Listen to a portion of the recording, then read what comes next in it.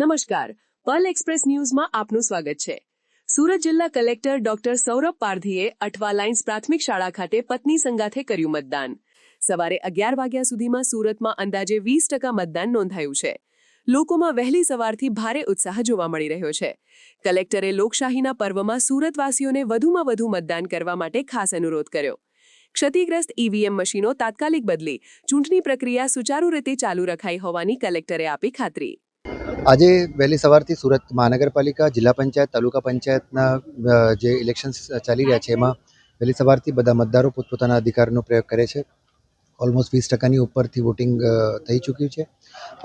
હમણાં અમે પણ સુરત મહાનગરપાલિકામાં પોતાનો મતાધિકારનો પ્રયોગ કર્યો।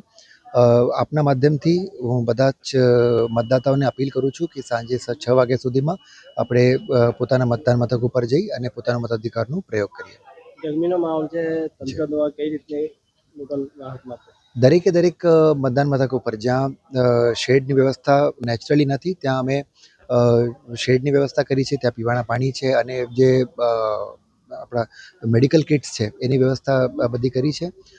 લોકોને એ જ અપીલ છે કે તંત્રે તો વ્યવસ્થા કરી છે પણ તમારે પણ હવે નીકળીને પોતાનો મતાધિકારનો પ્રયોગ કરવાનો છે। નવયુવાનો શું મેસેજ? બધાને એ જ છે કે એસઆઈઆરમાં હમણાં ઘણા બધા લોકો જે છે નવયુવાનો જોડાયા છે। એમને છે કે ભાઈ લોકશાહીનો એ મોટું પર્વ છે અને એમાં તમે જઈને તમારા મતાધિકારનો પ્રયોગ કરવો જોઈએ।